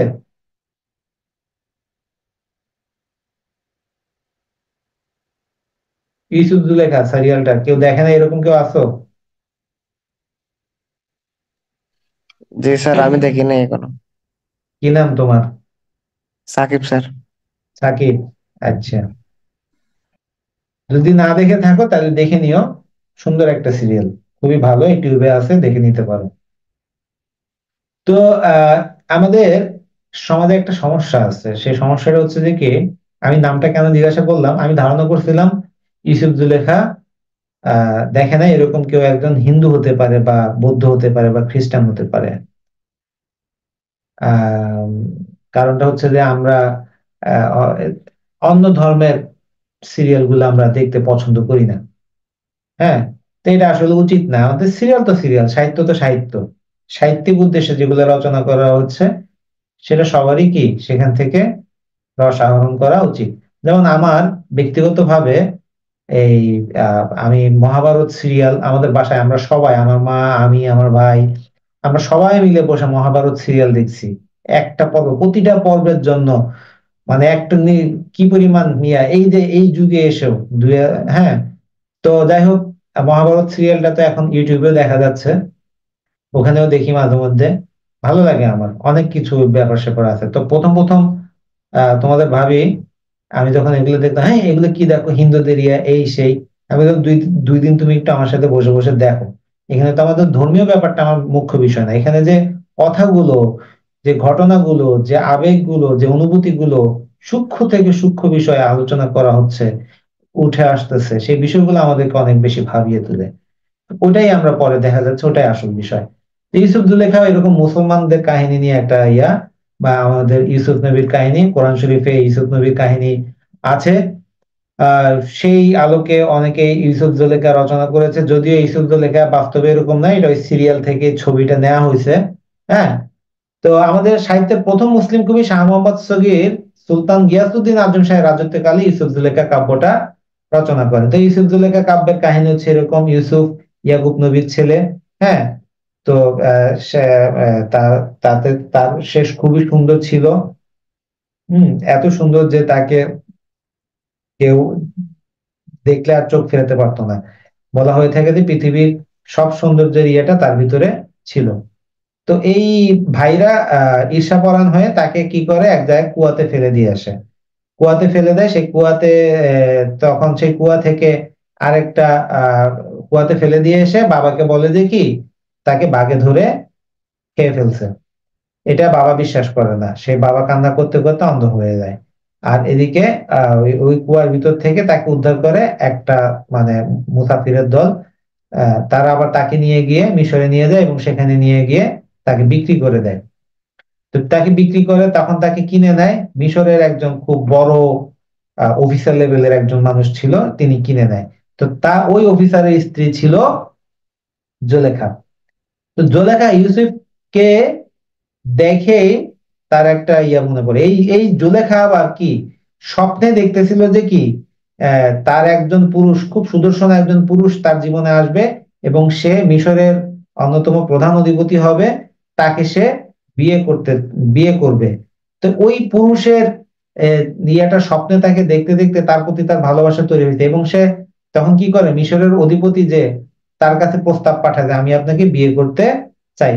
মিশরের অধিপতি তাকে বিয়ে করে, কিন্তু বিয়ের পরে দেখতে পেল যে আসলে সে যে স্বপ্নে যে যায়, যে মিশরের অধিপতিকে দেখছে, সে অধিপতি এ না, সে অন্য কেউ। তো যাই হোক, বিয়ে যখন হয়ে গেছে এখন তার কিছু করার নাই। তো ওই মিশরের অধিপতি ইউসুফকে কি করে, বাজার থেকে কিনে নিয়ে আসে। বাজার থেকে কিনে নিয়ে আসার পর তো একে দেখে তো জুলেখা অবাক, আরে আমি তো এরই স্বপ্নে দেখছিলাম। হ্যাঁ, তো স্বাভাবিকভাবে তাকে প্রেমের নিবেদন করে, সে এটা প্রত্যাখ্যান করে। হ্যাঁ, প্রত্যাখ্যান করে, তখন সে তাকে মিথ্যা একটা মামলা দিয়ে তাকে জেলখানায় পুরে দেয়। তাকে অনেকবার বিয়ে করে, কিন্তু সে কোনোভাবেই তাকে রাজি করাতে পারে না। তা একটা সময় ক্ষমতার পট পরিবর্তন হয়, ইউসুফ জেলখানা থেকে মুক্তি পায়, সে আবার মিশরের একজন প্রধান অধিপতি হয়ে ওঠে। এবং তখন এই জুলেখাকে সে আবার দেখতে পেয়ে তখন দেখতে পেল যে জুলেখা একদম বুড়া হয়ে গেছে, তার সব সম্পত্তি চলে গেছে, এরকম একদম সে তখনও শুধু ইউসুফ ইউসুফ ইউসুফ ইউসুফ করতেছে। তো তখন আল্লাহর নির্দেশে ইউসুফ তখন জুলেখাকে কি করে, বিয়ে করে। এবং বিয়ের পরে সে আল্লাহর ইচ্ছায় এই জুলেখা আবার কি হয়, একদম যে সেই বুড়ি থেকে আবার একদম জোয়ান হয়ে যায়। ওকে, তো এভাবে তাদের ইউসুফ জুলেখার মিলনটা হয়। এইটাই হচ্ছে আমাদের ইউসুফ জুলেখার কাহিনী। তো আমরা এরপরে দেখতে পাবো যে লাইলি মজনু। তো লাইলি মজনু এখানে লাইলি মজনুর কাহিনী হচ্ছে যে এরকম যে লাইলি এবং মজনু, লাইলি অত্যন্ত রূপবতী একজন মেয়ে, সেও ষোড়শী কন্যা। এবং মজনু, মজনু মানে হচ্ছে যে পাগল। মজনু মানে কিন্তু কি পাগল। এই মজনুর আসল নাম ছিল কয়েস।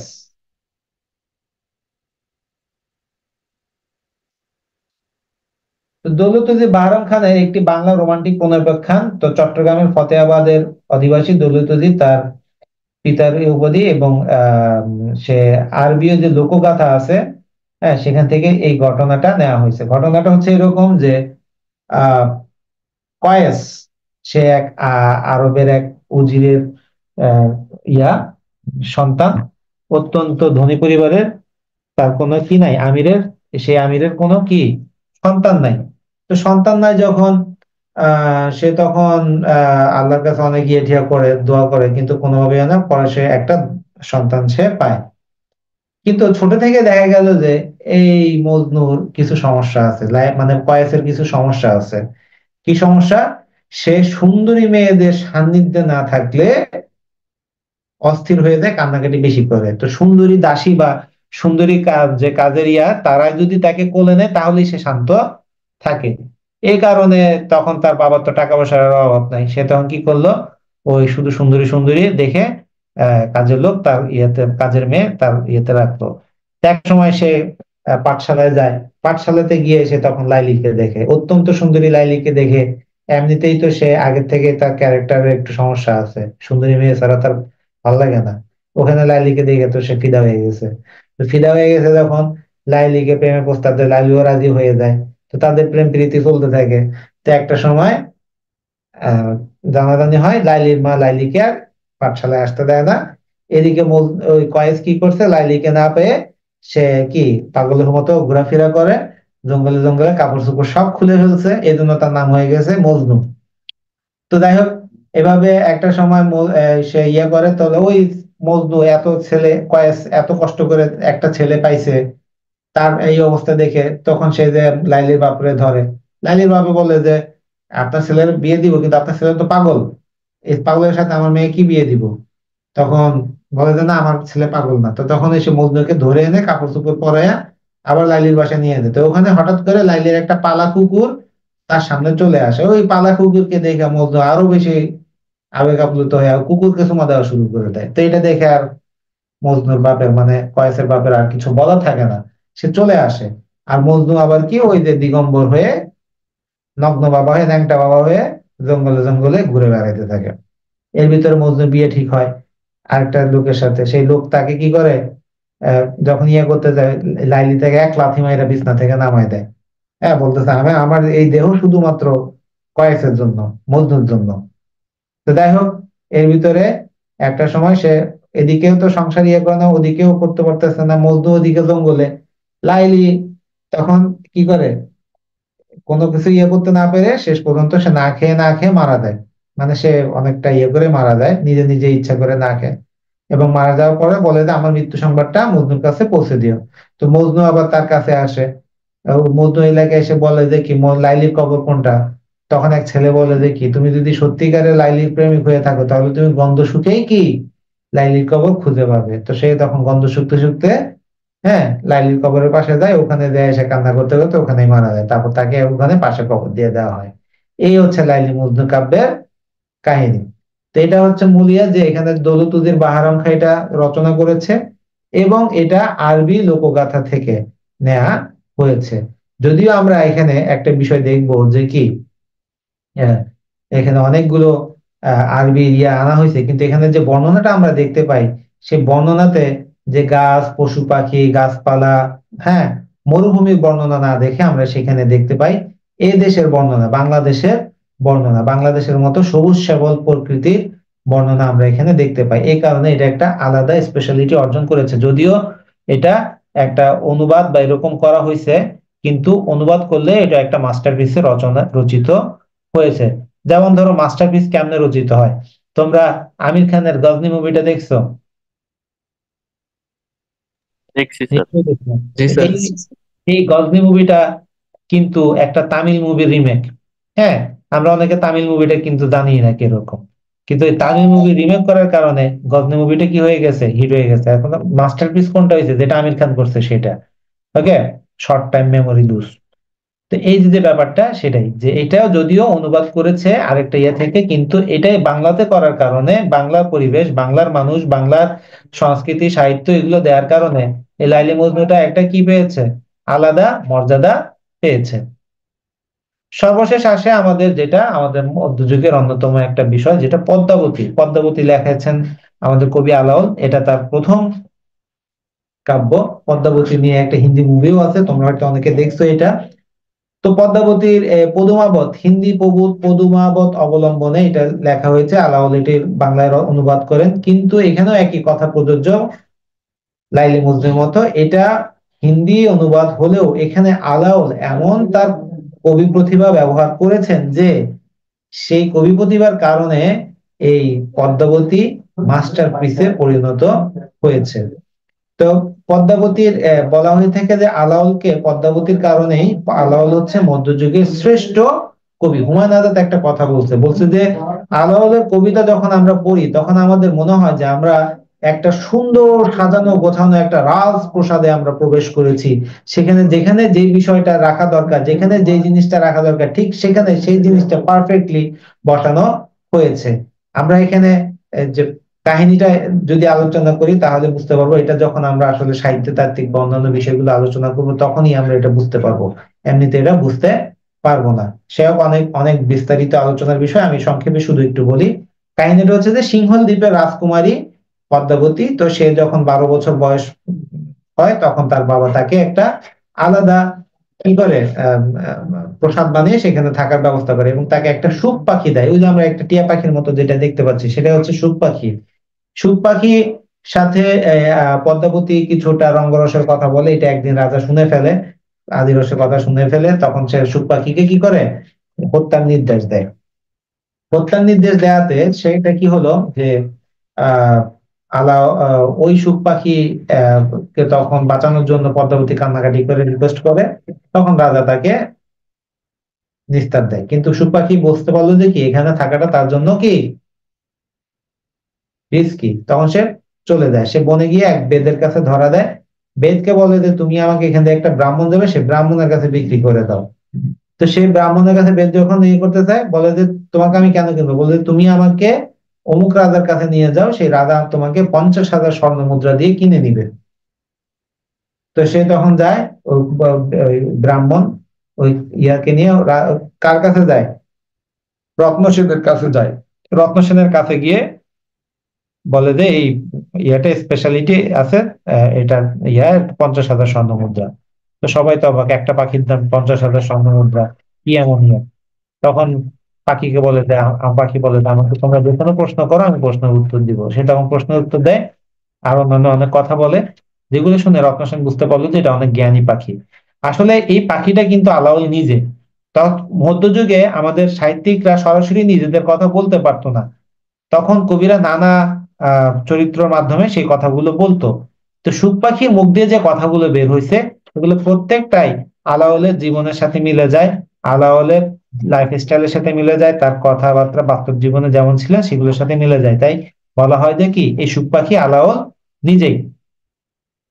তো এই শেষ পর্যন্ত কি হয়, সুখ পাখি ইয়া ওটা কি বলে, সুখ পাখির সাথে রত্নসেনার একটা খুব ভালো রিলেশন তৈরি হয়। সুখ পাখিকে নিয়ে সারাদিন সময় কাটাই করে সেই করে, হ্যাঁ।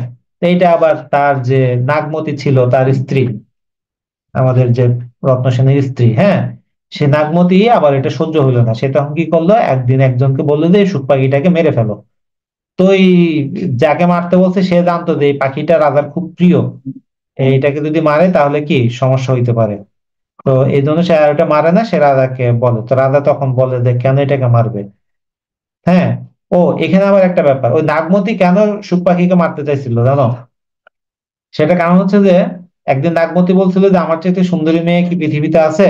তখন ওই পদ্মাবতী বলছে যে হ্যাঁ, তোমার চাইতে সুন্দরী মেয়ে পৃথিবীতে আছে। তখন বলে যে, কে? বলে তো অমুক রাজকন্যা। তো এখন ওই রাজকন্যার কথা যদি জানে, রত্নসেন জানে, তাহলে রত্নসেন সেই রানীকে বিয়ে করতে যাবে, এই ভয়ে সে তখন কি করলো, ওই শুক পাখিকে হত্যা করার নির্দেশ দিল। তো ওই পাখিকে যখন মানে ওই যে যাকে মারতে দিতে সে যখন না মেরে রাজার কাছে ওটা নিয়ে গেল, রাজা বললো যে কেন মারতে গেছে? বলে যে এরকম আমি ওর সুন্দরী নারীর কথা বলছি দেখে আমাকে মেরে ফেলতে। কয় যে কে এই সুন্দরী নারী?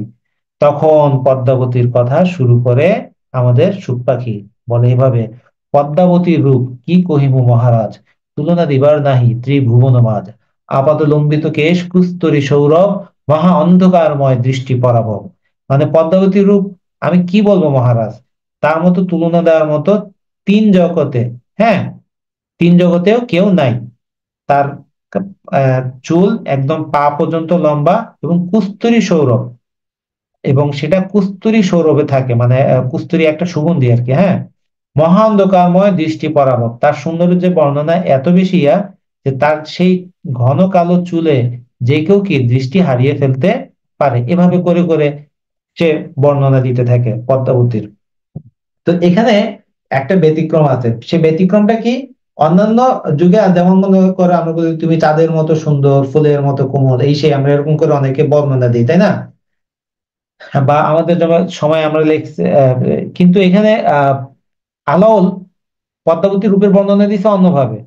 যেমন এক জায়গায় সে এসে বলছে তাম্বুল রাতুল হইল অধর পরশে, মানে পদ্মাবতীর এই ঠোঁট এত বেশি লাল যে সাধারণত পানের ঠোঁটে, পানের রঙে, পানের রসে ঠোঁট লাল হয়, কিন্তু পদ্মাবতীর ঠোঁট এত লাল যে তার ঠোঁটের স্পর্শে পানের রস লাল হয়ে যাচ্ছে। এরকম করে অনেক অনেক বেশি ইয়া দিয়েছে, যেগুলো দেখে উম, মানে আমাদের চমকে যেতে হয়, এভাবে বর্ণনাটা দিয়েছে। এই পদ্মাবতী রূপের বর্ণনাটা হচ্ছে সবচেয়ে বড় জিনিস।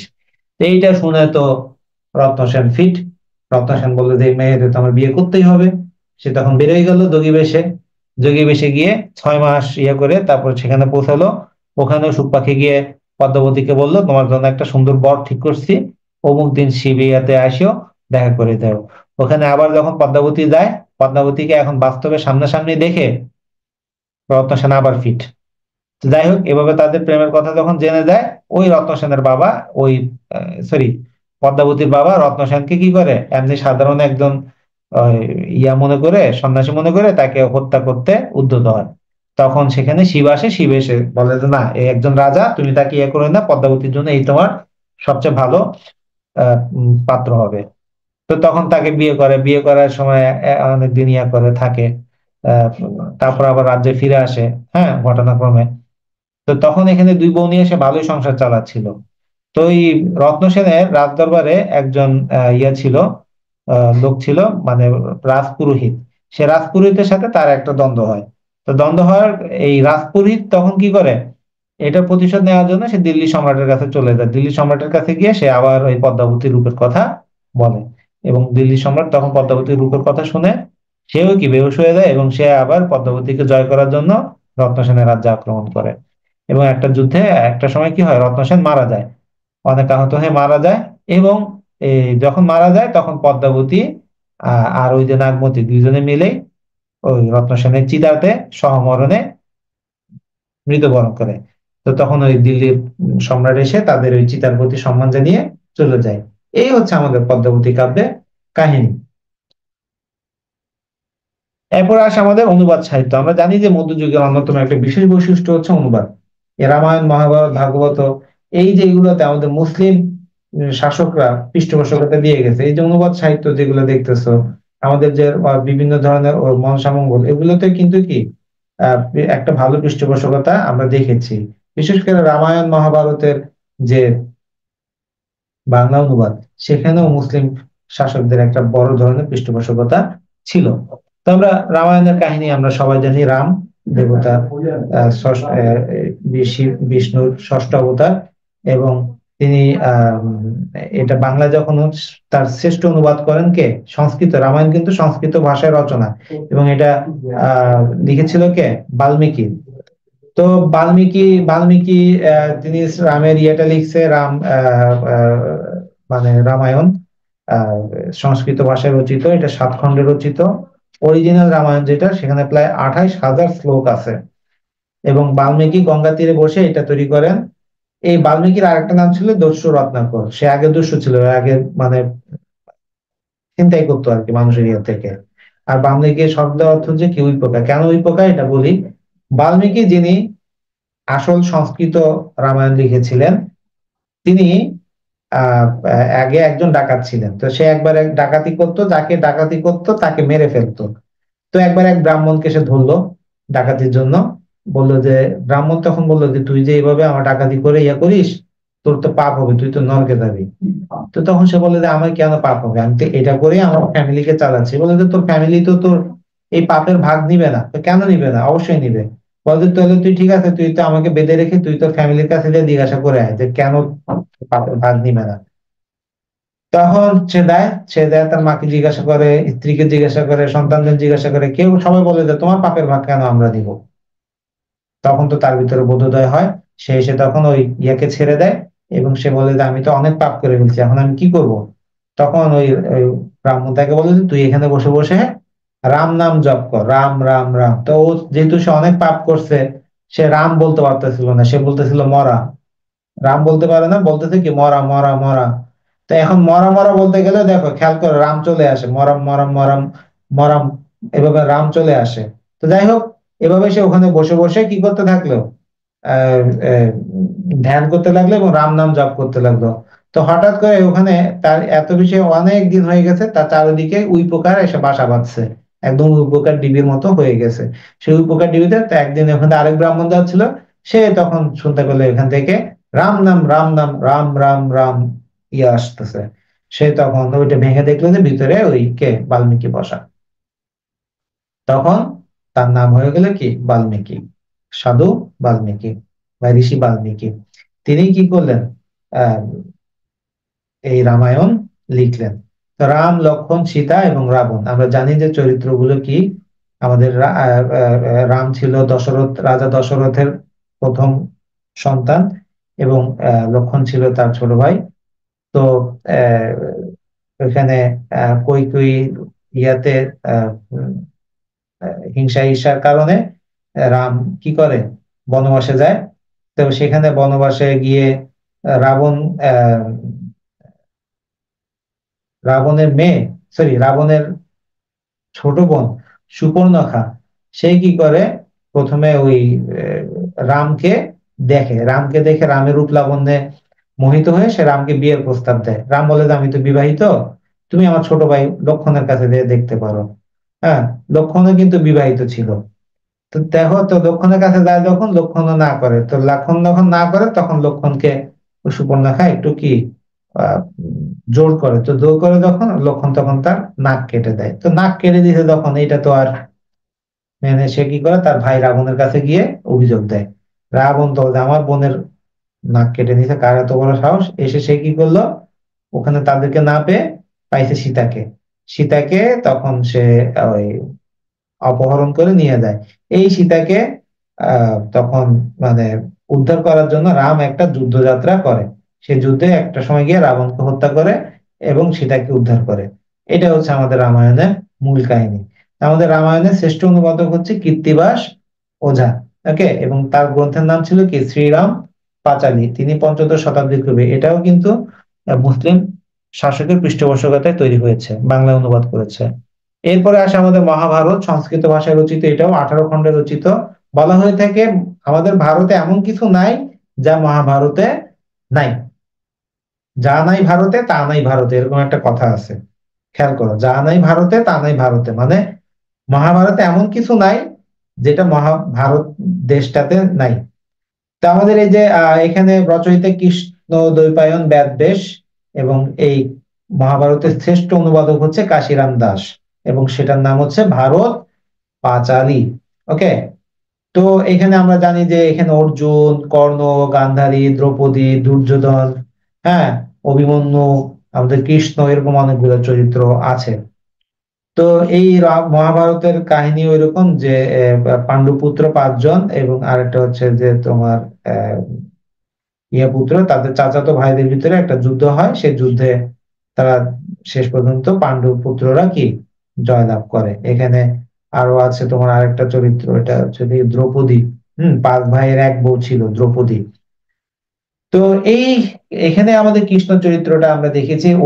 অর্জুনের সে সারথি ছিল কৃষ্ণ, এবং সে কৃষ্ণ অর্জুনের পক্ষ নেয়। তো এই যুদ্ধের কাহিনী নিয়ে কুরুক্ষেত্র যুদ্ধ হয়, এবং সেই যুদ্ধের এই মহাযুদ্ধের ইয়েটা নিয়ে তৈরি করা হয় মহাভারত। তোমরা হয়তো সিরিয়ালে দেখবে মহাভারত এরকম করে একটা গান দেয়। তো যাই হোক, এই শ্রীকর নন্দী ছিল মহাভারতের অনুবাদ না করে সংস্কৃত মহাকাব্য ভারত অবলম্বনে জৈমিনী রচিত বা জৈমিনী ভারত থেকে শুধু অশ্বমেধ পর্ব অনুবাদ করেছিল। অশ্বমেধ পর্ব, অশ্বমেধ জিনিসটা কি কেউ বলতে পারবে? অশ্বমেধ হচ্ছে যে একটা অ্যাকচুয়াল যে ইয়াটা ছিল সেটা কিন্তু সিরিয়ালে বা ইয়েতে দেখানো হয় না। অশ্বমেধ ছিল এরকম যে একটা রাজ্যে রাজার শ্রেষ্ঠ ঘোড়া যেটা আছে, সেই ঘোড়াটাকে ছেড়ে দেওয়া হয়, সেই ঘোড়ার সাথে একটা পতাকা বেঁধে ছেড়ে দেওয়া হয়। এই ঘোড়া যতদূর পর্যন্ত যাবে ততদূর পর্যন্ত সে তার রাজ্য। কেউ যদি এটা থামায় বা ইয়ে করে তাহলে তার বিরুদ্ধে যুদ্ধ করা হবে। এই ঘোড়া যখন এভাবে ইয়ে করতে করতে ফিরে আসে, তখন সেই ঘোড়াটার সাথে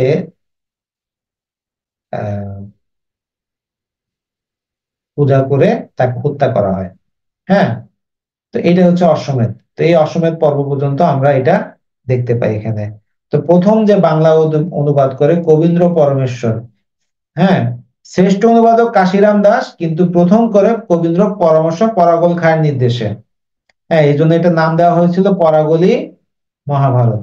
এবং শ্রীকর নন্দী পরাগল খাঁর পুত্র ছুটি খান নির্দেশে মহাভারত আবার বাংলা অনুবাদ করেন, তখন এটা নাম হয়েছে কি ছুটিখানি মহাভারত। ভাগবত, ভাগবত জিনিসটা কি? এটা হচ্ছে যে সংস্কৃত ভাষায় রচিত কৃষ্ণদেব বেদবেশ। এটাই যে আহ আমরা যে ভগবত গীতা বলি, ভাগবত গীতা, হ্যাঁ, গীতা যেতে হিন্দু ধর্মের অনেকে গীতা পাঠ করে বা ইয়ে করে। আমরা দেখি যে গীতা পাঠের অনুষ্ঠান হয়, গীতা পাঠ। গীতা পাঠটা কি? মহাভারতে একটা অংশ হচ্ছে এই ভগবত গীতা। তো কুরুক্ষেত্রের যুদ্ধে প্রথমে যখন অর্জুন তার চাচাতো ভাই দুর্যোধনদের সাথে যুদ্ধের জন্য যাত্রা শুরু করলো, সে হঠাৎ করেই সে বলে উঠলো যে কি না, আমি আমার চাচাতো ভাই, তারা যেমনি হোক তারা ভাই আমার, তাদের বিরুদ্ধে আমি অস্ত্র হাতে নিতে পারবো না। সে যুদ্ধ করতে রাজি হয় না।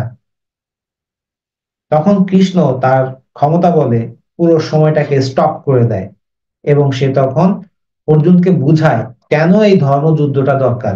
সেখানে সে জীবনের নানা উদ্দেশ্য, কারণ এই সে অনেক কিছু নিয়ে আলোচনা করে, এবং সে কৃষ্ণকে বুঝায় কেন এই যুদ্ধটা দরকার। এই কথাগুলো যে বলা হয়েছিল, সেই কথাগুলোরই কালেকশন হচ্ছে ভাগবত। বুঝে গেছে? এই ভাগবতকে বলা হয় কি তাই ইয়া সংস্কৃত ভাষায় রচিত, এবং এটা 12 খণ্ডে রচিত।